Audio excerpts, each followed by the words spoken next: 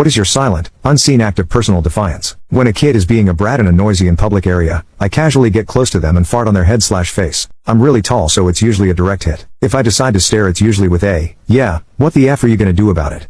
Look, I'm about 6 feet 7 inches, so even when I'm just trying to be friendly, i.e., not farting on a stranger kid's head, and meeting a family member's or friend's kid for the first time, I've noticed they get very high between their mother's legs, intimidated on sight if I'm not sitting down. So it's not hard for me to silence/intimidate a child, especially when I'm trying to. However, a few times I've been called out. One time I was pretty drunk with a friend at a Target buying Risk, and no, we never finished playing the whole game. This little Mexican 5 to 7 year old with a mohawk was being an insufferable little shit in the action figure section. I heard him from like 5 aisles over, and it was like nails on a chalkboard. I tell my friend, I'm gonna fart on this kid's head. Watch and learn. I saunter on over to the aisle in question and see the vile little prick calling his mom an idiot for not buying him a huge effing G.I. Joe the movie vehicle, which pissed me off even more considering how awful that movie was. Buy some good toys. I already bought that one for you and you broke it by throwing it down the stairs. Shut up. I need IT.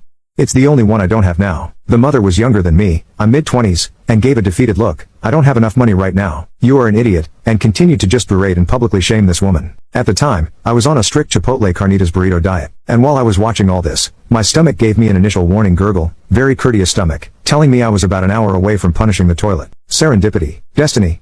I inch a bit closer to my prey, inspecting some wrestling toys and pondering the weird homoeroticness of the whole sport in general. The kid shouts, "F you, I hate you."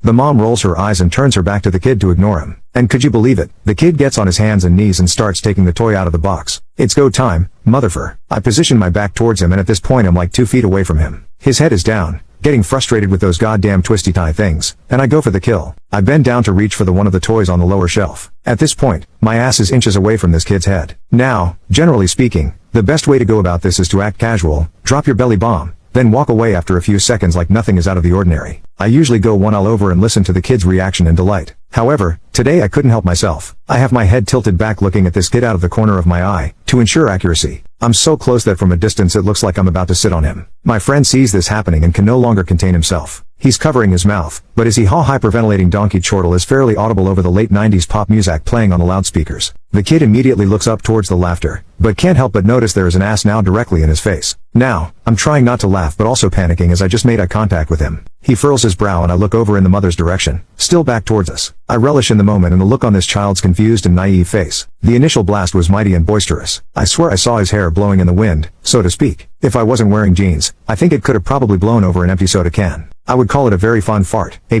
would buy again. However, what immediately followed out the chamber was truly horrifying. The fart's implication changed without notice and swiftly. It went from a joyous, dry air horn squeal to a nefarious, hissing mephitis. I think the little moppet noticed the hateful metamorphosis before even I did, because he wrenched his neck violently trying to get away from the personified evil being fumigated into his soul. Because of his positioning, hovering over the toy, hands and knee, it was all in vain, as the only way out was forward, and forward would mean certain death. I had positioned myself well on the higher ground, free to escape or relent at any time in him, poor and immobilized, biding his time until the cruel attack was over. Obviously, this child needed to reread Sun Tzu. In total, it lasted about 4 seconds, but for that kid, it must have seemed like time was frozen. The long-term severe brain damage which he no doubt suffered, only added to that effect.